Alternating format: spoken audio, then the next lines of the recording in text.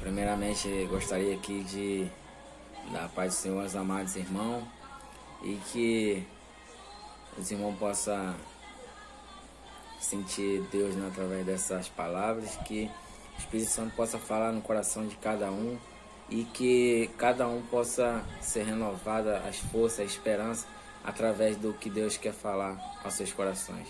Queria deixar aqui para os irmãos no capítulo 15 de Lucas, que vem falando ali da ovelha perdida, né? Uma passagem muito interessante, que traz grandes revelações e grandes compreensões para os nossos dias de hoje. Interessante que Jesus vem ali falando se colocando como um bom pastor, nós como suas ovelhas. Interessante que Jesus está ali no meio de um povo, trazendo a sua palavra, trazendo o discernimento, uma luz, que a Bíblia diz que nós somos a luz do mundo. Interessante que quando Jesus está ali no meio daquele povo, tido para alguns como pecadores, mas Jesus ele diz que ele veio restaurar o que se havia perdido. Jesus ele diz que ele primeiramente ele veio buscar aqueles que ninguém mais pensa em buscar, aqueles que a sociedade diz que não tem mais condições dessa pessoa se reabilitar a uma sociedade ou ser até aceito espiritualmente. Interessante que Jesus ele vai ao encontro daquelas pessoas. Diz a Bíblia que quando Jesus está ali ele conversando com aquelas pessoas sentado, aparentemente para alguns que chegam depois, que ele está só se alimentando no meio daqueles pecadores. Diz a Bíblia que os escribas e fariseus vêm ali e dizem: o que faz aquele homem no meio daqueles pecadores? A Bíblia diz que categoriza 4 tipos de pessoas que estão sentadas ali junto com Jesus, que estão ali ao seu redor. Primeiro os escribas, os fariseus, os publicanos e nós somatórias gerais tidos como pecadores. A Bíblia diz que eles acusam Jesus de estar no meio de comer com pecadores.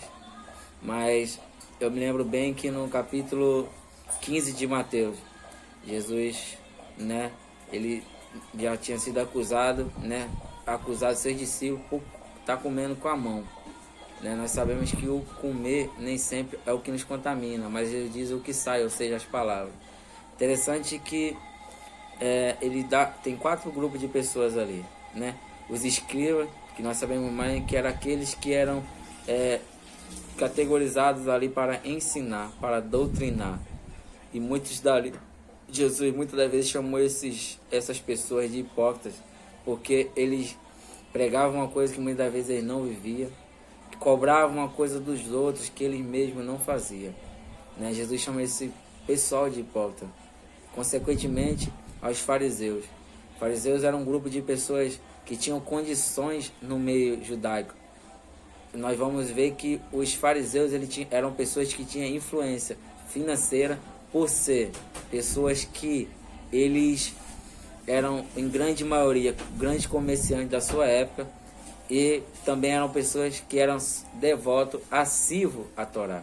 Eram pessoas que conheciam a Torá, cumpriam os mandamentos, os princípios, mas esqueceram do amor próximo, esqueceram de buscar aquilo que se havia perdido no meio do seu povo. Mas Jesus ele está ali sentado com aquele povo ali, sentado, como eles falaram, no meio dos pecadores, tentando resgatar aquelas almas que era para ele estar fazendo, cuidando de suas feridas, seja física, seja psicológica. Mas Jesus estava ali. Interessante que Jesus chama esses 2 grupos de hipócrita em várias passagens na Bíblia. O que é hipócrita? Hipócrita é alguém que ele diz o que tem que ser feito, fala como tem que fazer, mas ele mesmo não segue o que ele diz que é para os outros fazer.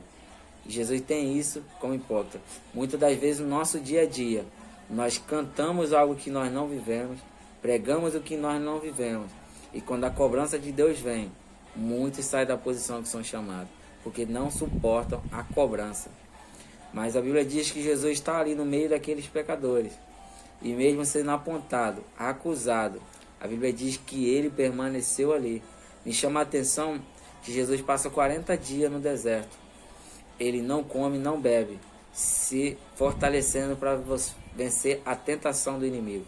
Interessante que nós aprendemos que Jesus não estava ali sentado com aqueles pecadores, não só era para comer, mas foi uma forma dele chegar até eles para que a palavra da salvação chegasse até eles. Jesus não estava ali pela comida, pela bebida. Jesus estava ali pelas pessoas. Jesus ele prega no meio daquelas pessoas que estavam corrompidas e não se corrompe.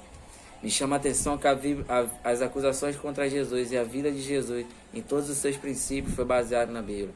Me faz refletir sobre qual palavra os escribas e fariseus estavam ali apontando Jesus.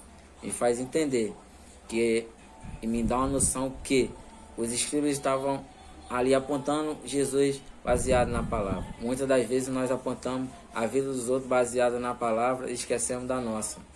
Mas também me dá outra reflexão nítida para os nossos dias, né?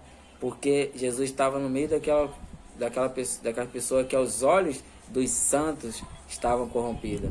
E faz entender ali sobre a acusação dele que o salmista fala: bem-aventurado o homem que não se assenta na roda dos escarnecedores. Bem-aventurado aquele que não se detém no caminho dos pecadores, antes tem seu prazer na lei do Senhor. Me chama a atenção que Jesus ele conhece bem isso. Ele sabe o que tem que ser feito. Mas muitas das vezes nós temos que, não é quebrar o princípio, mas que nós chegamos até o pecador, não para nos tornar pecadores, mas para ajudar eles a sair do pecado. Me chama a atenção que Jesus ele não se contamina com aquilo lá, antes ele purifica com sua palavra. Me chama a atenção que, trazendo para o do dia de hoje, muitos têm se sentado na roda dos pecadores não para ser luz, mas talvez se corromper com a escuridão. Muitos sentam não para dar uma palavra, mas para praticar talvez a fofoca que está ali, ser conivente com as práticas que está ali. Isso nos traz uma reflexão dura para o nosso dia de hoje, que muitos, em vez de ajudar na corrupção, se corrompem. Muitos estão ali podendo ser luz, mas acabam se tornando treva. E muitos, em vez de pregar a palavra, o mundo estão pregando a derrota para eles. E eles estão aceitando. Me chama a atenção que Jesus ele não sentou naquela mesa e se corrompeu. Pelo contrário, Jesus sentou ali e foi luz para aquele povo. Me chama a atenção que Jesus ele começa ali a propor uma parábola. O que é uma parábola? Parábola é um modo, né, figurativo no meio cotidiano para mostrar para algumas pessoas os mistérios do reino de Deus. Nós muitas vezes não paramos para entender o porquê que Jesus falava em parábola. Nós vamos entender que até os apóstolos, mesmo sendo escolhidos, eles não tinham discernimento muitas das vezes para entender o que Jesus estava falando ali. Muitas das vezes eles chegavam, perguntavam: mestre, eu não compreendo, porque tem como o Senhor nos explicar? Você vai ver que nem todos conseguiam compreender. Por quê? A Bíblia diz que o Espírito Santo só estava no meio de nós a partir do momento que Cristo subiu. Então nós vamos entender que, mesmo ainda sobre o jugo da lei, antes de Cristo morrer, o Espírito Santo não estava com todos, né? E nós temos uma palavra, nós temos uma passagem, se não me engano, no livro de Lucas, muito clara nisso. Você vai ver que quando Jesus ele fala de uma forma mais clara, talvez uma forma mais dura, ou não tão adequada, né, para a época e para o coração daquele povo, quando Jesus vem falar acerca da Santa Ceia, quando Jesus diz assim, que só nós herdaremos a salvação, ou seremos participantes da salvação de Cristo, se nós provássemos do corpo e do sangue dele. Interessante que quando Jesus fala isso, ele fere um princípio que a Bíblia diz que é irremediável, que não tem como voltar atrás, que era para os judeus e até para nós cristãos no dia de hoje, que é para o cristão não comer sangue. Quando Jesus fala dessa forma, ali no meio daquele judeu, as pessoas se escandalizam. A Bíblia diz que alguns se apostaram da fé pelo modo que Jesus ele conduz aquelas pessoas. E não foi por falta de entendimento, mas sim o entendimento da época. Então nós vemos que hoje nós temos a palavra, vamos dizer assim, mastigada, certinha para nós. Nós entendemos de forma mais clara, porque nós temos o Espírito Santo na nossa vida, que nos ajuda a discernir e compreender o que está sendo falado para nós. Mas naquela época nem todos tinham, né? Nós vemos bem claro isso, que nós vemos que o Espírito Santo só apoderava de pessoas escolhidas por Deus, e em grande parte sacerdotes, rei e profetas. Então nós vemos que o entendimento era diferente. A Bíblia diz que muitos voltaram para trás. Jesus pergunta a seus discípulos: e vós? Vós não vai embora com o povo? A Bíblia diz que o discípulo diz: mestre, como nós iremos se só tu tens a palavra da verdade? E muitos de nós hoje, né, não temos compreendido o que Deus quer falar para nós. Nós não temos discernido o que Ele quer com nós. E nós acabamos voltando para trás e esquecemos que nós podemos ser participantes da salvação em Cristo. Que nós devemos olhar e compreender o que Deus quer falar nas nossas vidas. Muito forte, porque Jesus diz que tudo que é desligado na terra será desligado no céu. Nós pedimos que nós possamos continuar com a firme fé, né, para herdar a coroa lá no Reino do Céu. Interessante que Jesus ele propõe ali aquela palavra e diz: vós, tendo 100 ovelhas, se uma se perder no deserto, vós não irá atrás daquela que se perdeu? Interessante que Jesus ele deixa 99 na sua linguagem ali, né, vamos dizer, aparentemente indefesa, sem a proteção do seu pastor, né? Só que tem um detalhe pouco falado: nem sempre o pastor é dono das ovelhas. Interessante que muitas das vezes o pastor é aquele que cuida, mas realmente as ovelhas têm um dono, né? Muitas das vezes muitos líderes esquecem que aquelas ovelhas que ele está cuidando, ele só está pastoreando, mas elas têm um dono. Aleluia. Muitas das vezes nós esquecemos de quem nós somos donos. Muitas das vezes nós esquecemos o preço que foi pago para nós ter a liberdade de hoje. Muitas das vezes nós esquecemos que a liberdade teve um preço e que nós tivemos que ser agora participantes das aflições de Cristo, quando nós assumimos posição perante Ele. Interessante que as ovelhas elas têm umas qualidades bem peculiares e elas têm 4 fundamentos básicos quando numa criação de uma ovelha. Primeira, a ovelha ela muitas das vezes, né, criada para o sacrifício ou durante o ritual ali de purificação de um templo, seja pelo pecado ou como sacrifício suave a Deus, né? Era um dos fundamentos da ovelha. Um dos fundamentos era a sua lã, era retirada, né, para fazer ali os tecidos da época. O leite dela era aproveitável. E alguém quando ia comer uma ovelha, a Bíblia diz que muitas das vezes você vê que uma ovelha só era sacrificada durante ocasiões especiais, um casamento, um grande banquete no palácio. Mas eu queria falar apenas de 2 propósitos. Eu queria falar do sacrifício da ovelha e da lã. Você vai ver que Cristo deixa ali aquelas 99 no deserto e vai atrás da perdida. Mas interessante que eu fiquei conflitando. Por que ao ele deixa as 99 e vai atrás de uma só? Que nós entendemos na ótica humana que é muito melhor perder uma do que 99. Só que a ovelha é interessante que ela tem algo muito interessante. Uma ovelha, ela quando um pastor deixa ela num lugar reservado com elas só se reconhecem entre elas mesmas. E interessante que elas são animais que gostam de viver em grupo. Então quando um pastor deixa ela num lugar, né, ali bebendo a água, né, se alimentando, ela não sai dali.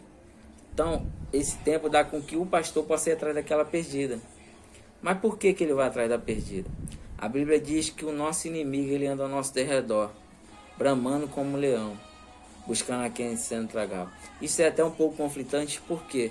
Nós vemos que que a Bíblia também diz que Jesus é o leão da tribo de Judá. Mas é também uma memória figurativa de nos falar e de qualidades diferentes. Porque a Bíblia cita o leão como um que ruge querendo pegar e Cristo como leão. Porque leão, nós sabemos e aprendemos desde criança que é um animal que ele impõe liderança, respeito. E nós sabemos na nossa ótica humana que o leão ele é tido como rei. Do reino animal. Né? E Jesus é nosso rei, o rei de tudo. E nós compreendemos que nós temos que confiar nesse rei. Você vai ver que em alguns detalhes do leão, por que Cristo vai atrás desse leão. Nós vamos ver, até quem gosta de descobrir vai ter uma noção de o porquê Cristo vai atrás da perdida. Nós vemos que quando um predador ele está querendo atacar, né, seja uma ovelha ou seja qualquer animal, ele não ataca o rebanho em si. Ele nunca ataca o rebanho onde está junto. Por quê? Porque a grande chance do rebanho se revoltar contra ele é maior. Então ele sabe que ele vai escolher algumas características naquele que ele vai atacar. Ele vai procurar talvez a que seja mais velha, que aparentemente é mais frágil, ou talvez aquele que é mais jovem, que é mais bobo, mais fácil de ser levado, ou ser, como eu posso dizer, cair na armadilha dele. Por isso Cristo vai atrás daquela ovelha, porque a Bíblia diz que uma ovelha escuta a voz do seu pastor. É interessante em alguns lugares que nós vemos relatos de pessoas que dizem que quando mais de um pastor se junta, né, para beber uma água e chega outro rebanho, algumas pessoas que não têm entendimento dizem assim: nossa, como que esse pastor vai saber qual é as ovelhas dele? Tem um detalhe interessante. Eles dizem que a ovelha ela conhece a voz do seu pastor e vai até ele e o seguem. Você vai ver que Cristo diz: as minhas ovelhas conhecem a minha voz. E nós sabemos a quem nós devemos seguir.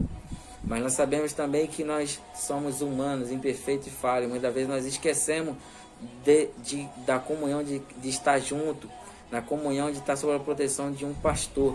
E nós esquecemos que nós estamos mais seguros ali do que no mundo lá fora. Nós vamos ali para o cenário que a ovelha estava. Talvez ela estava ali, né? O pastor leva para um lugar, talvez, né, que seja mais escasso de alimento ou de água. E ela queira ir, ela acaba enxergando talvez um lugar mais longe, talvez mais verdinho. Aí ela quer ir lá, provar daquele lugar. Mas interessante que para ela chegar naquele lugar que para ela é melhor, ela vai passar por vários perigos. Como a Bíblia fala, o leão está ao derredor querendo buscar alguém que ele possa tragar. E o pastor de ovelha, ele sabe disso. Então ele vai de encontro àquela ovelha. Interessante que não é só o leão que ali ela corre o risco de ser mordida pelo leão. Interessante que ela corre o risco de ser mordida por serpente e por outros animais naturais daquele deserto. Então o bom pastor vai atrás dela e busca ela. Busca ela e traz ela. Você vê que o pastor ele se desloca colocando também a vida dele em perigo. E deixa aquelas outras que aparentemente estão em perigo, mas estão ali juntas, podendo uma ajudar a outra, em comunhão. Interessante que quando o pastor ele a encontra, e isso me chama a atenção, e quando eu li isso, eu entrei na carnalidade. Por quê? A Bíblia diz que Jesus ele pega ela, né, e põe sobre os seus ombros. Mas sabe o que me chama a atenção? O local que Jesus deixa essas ovelhas. Interessante, né? A Bíblia diz que Jesus larga as 99 no deserto para ir buscar uma só. Isso, quando a palavra deserto entra na minha mente, a gente logo lembra que é um lugar frio, de noite, que é um lugar com um sol em muito determinado lugar que chega até 55 graus. A gente lembra que é um lugar seco, difícil de sobreviver. Mas sabe o que é interessante? Quando nós olhamos para a Bíblia, nós vamos ver coisas extraordinárias que Deus fez naquele lugar. Nós vamos ver que um menino sem forças orou e Deus ouviu a sua voz. Nós vamos ver que um povo que ele chama alguém para sair da sua casa e ir para o deserto peregrinar, porque ali ele faria grande nação. E a Bíblia diz que ele cumpriu sua promessa. Olha nós aqui, herdeiros de Abraão, herdeiros da sua fé, da sua determinação. Na ótica humana, nós não vamos sair de um lugar que nós estamos estabilizados para ir para um lugar de difícil sobrevivência. Me chama a atenção que quando Deus resgata aquele povo dali do Egito, a Bíblia diz que eles estavam lá, sofrendo com o trabalho duro, com a desvalorização depois que José morre. Mas a Bíblia diz que Deus conduz aquele povo para aquele deserto. A Bíblia diz que quando ele está no deserto, eles param de frente para o mar. E os egípcios estão indo atrás dele. E Deus abre o mar e ele passa no meio. Isso é interessante que a Bíblia, o próprio Deus disse, tá vendo esses egípcios estão vindo aí? Nunca mais vocês tornaram a ver. E Deus cumpriu. Todos eles morreram afogados. Nós vamos entender que Deus coloca uma coluna de fogo para que o povo venha a ser conduzido. Sabe o que é interessante? Que nós, quando temos uma coluna de fogo nos protegendo, quando nós estamos olhando de frente para a luz, você não consegue enxergar o que está atrás da luz, porque a luz te candeia. E isso te torna não só essa coluna como uma proteção contra o frio, mas contra os inimigos, a presença de Deus. A Bíblia diz que havia nuvem para proteger do calor do sol. A Bíblia diz que o povo, ele acha uma fonte de água insalubre e Deus transforma em água potável. A Bíblia diz que o povo queria comer e Deus manda maná do céu. Interessante que novamente o povo sente sede e ele faz brotar água da rocha. Você vê que Deus nunca deixou de suprir seu povo. Chega um certo momento que o povo reclama porque fazia muito tempo que não comia carne. A Bíblia diz que Deus fez com que aves sobrevoassem e caíssem naquele arraial. A Bíblia diz que eles comeram tanta carne que alguns sentiram enjoo e nojo de tanto que comeram carne. Então muitas das vezes aquele povo ali, ele tinha tudo, mas se esqueceu das maravilhas que Deus fez naquele deserto. Você vê que Deus supriu ali a vida de cada um. O sapato não se acabou, a roupa não se furou e Deus estava ali com eles. Sabe o que é mais interessante? Que Deus ele pega e fala que um profeta vá para o deserto. A Bíblia diz que não faltou nem pão nem água. A Bíblia diz que os covos lhe alimentou com pão e carne. E isso é interessante, né? Porque você vai ver que Deus ele escolhe um homem aclamado pelo povo para que venha liderar seu povo. E a Bíblia diz que chega a determinado tempo que ele se corrompe e não segue mais o que Deus dá. Mas a Bíblia diz que tem um jovem lá no deserto, aleluia, com 16 anos, cheio de coragem, desconhecido, que a Bíblia diz que ele se torna alguém segundo o coração de Deus. E isso é interessante porque Deus ele usa onde ninguém espera para confundir a mente de muitos. Davi estava ali, talvez aos olhos de um, porque nós temos a posição de pastor, é muito lindo nos dias de hoje. Nós temos a posição de pastor como honrosa, mas nós sabemos que nos tempos difíceis, ali quando o povo vivia no deserto, nós sabemos que o pastoreado nem sempre foi muito fácil. Nós sabemos que fora o risco para a sua vida, nem sempre eram valorizados. E você vê que Davi ele tinha 7 irmãos. A Bíblia diz que aos olhos humanos só chamou primeiro os 3 mais velhos, porque talvez ele tivesse porte ou determinado coisa. Mas você vê que Davi era alguém que nem entre a sua família era lembrado.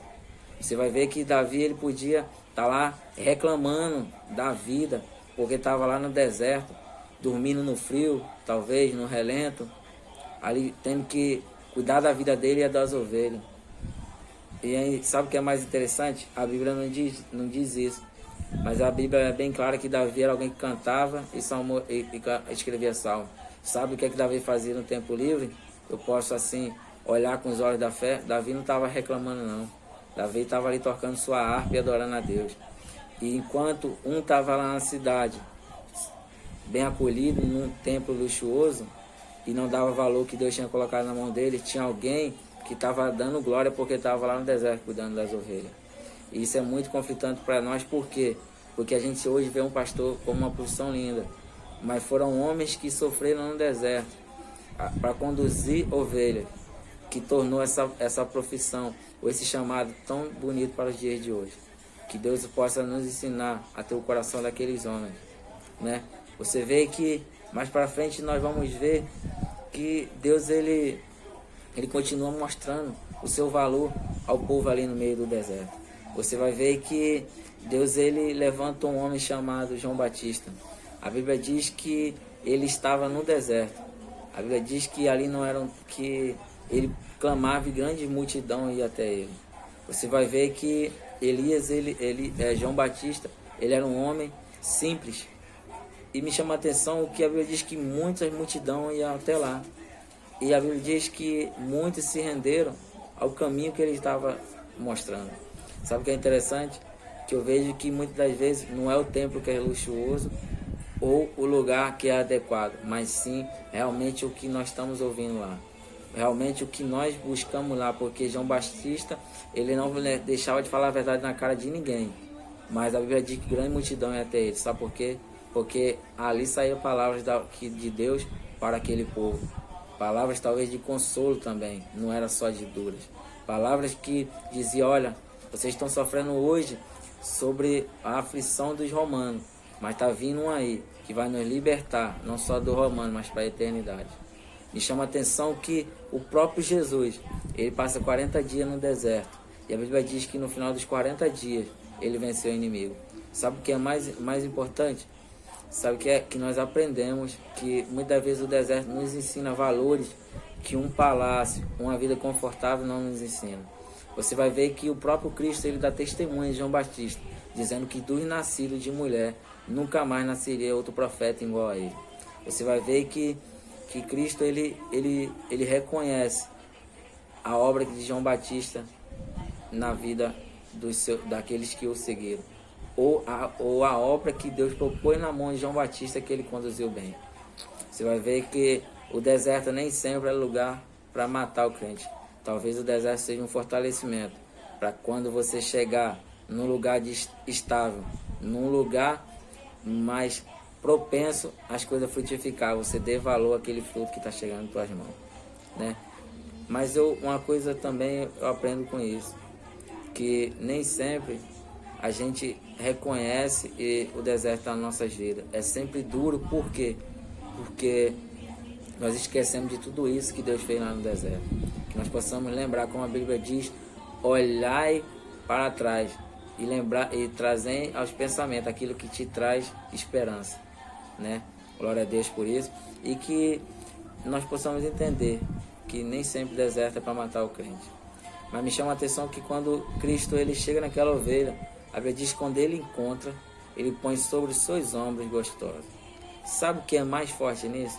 Quando eu li a primeira vez, eu pensei, poxa, o animal fugiu, tá lá, já tá até rebelde, e o cara pega e bota nos ombros e tá macio, suportando o peso dela, até o rebanho.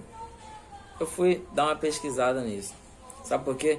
Porque na nossa ótica humana, principalmente na cidade, ou no nosso dia a dia, no campo, você vai ver que quando um animal que é criado, seja numa fazenda ou numa cidade, que ele solta, muitas das vezes nós chamamos ele para vir, se ele for um animal desobediente, ele fica brincando, correndo, mas não é obediente, ele não vem até você. Você vê que os criadores no interior de outros animais, de outras raças, quando vão buscar o seu animal, é até difícil, tem que trazer no laço, puxando. E Jesus pega aquela ovelha, bota sobre os seus ombros e o carrega. Sabe o que tem um mistério através desse ensinamento? Por quê? Os pastores na época, eles quando tinham uma ovelha que era costumeira a fugir do rebanho, eles pegavam essas ovelhas, né? E alguns, por não ter paciência ou já não ter, mas como ir atrás dessa ovelha, alguns sacrificavam. Para quê? Para que ele não perdesse aquela ovelha, os predadores no deserto. Então muitos pastores que não tinham, né, força para poder mais estar buscando aquela ovelha no decorrer de muitas fugitivas dela, eles sacrificavam aquela ovelha para que ele não perdesse, né, porque era um meio comercial, o seu trabalho, né, porque ele perdendo a ovelha daquela, ele está perdendo o lucro do seu trabalho. Então o que eles faziam? Eles sacrificavam aquela ovelha. Eles sacrificavam para que ele não perdesse para o seu predador no deserto, ou seja, para o inimigo. Sabe o que eu aprendo com isso?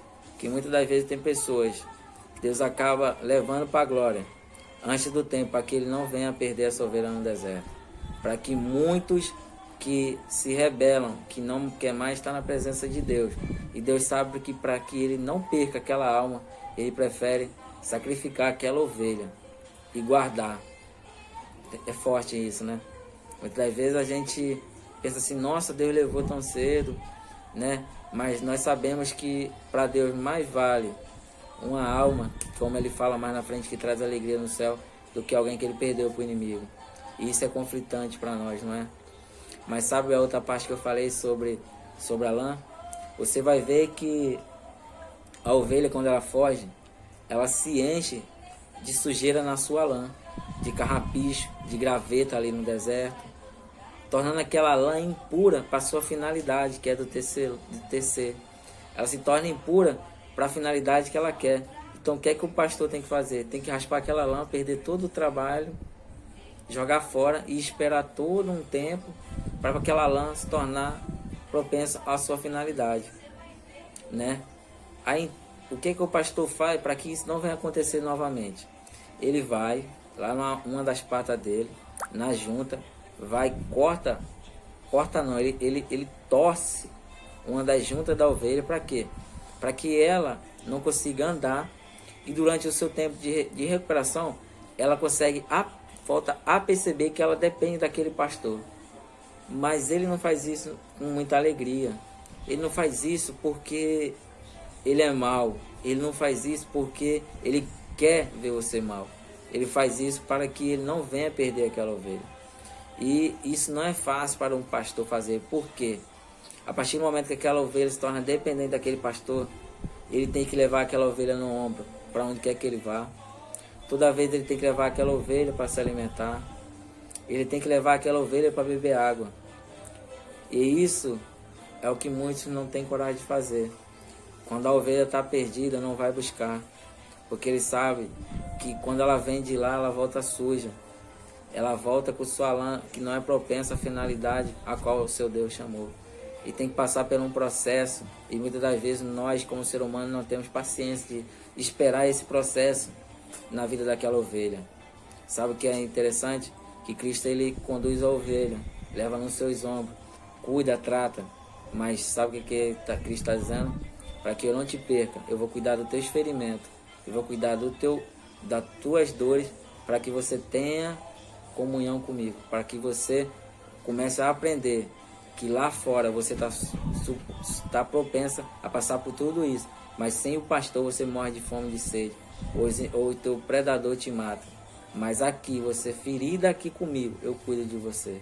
Sabe, isso é muito conflitante, porque muitas das vezes nem todos têm paciência, né? E que o Espírito Santo possa falar melhor através de você. E que se você hoje é uma ovelha que está fora dos apriscos do Senhor, volte.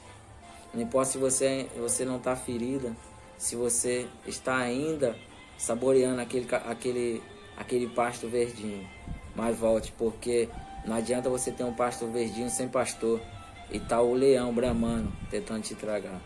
Volte, porque ainda é tempo para que você venha estar sob a proteção de um pastor. E não importa se você pecou ou errou, a Bíblia diz que nenhuma condenação há para aqueles que estão em Cristo Jesus. Se você seguir firme no propósito que Ele tem para você, a Bíblia diz que há galardão para você. E que Cristo possa tratar nossas feridas a cada dia, nos mostrando que Ele é o nosso pastor e nada nos faltará. Amém?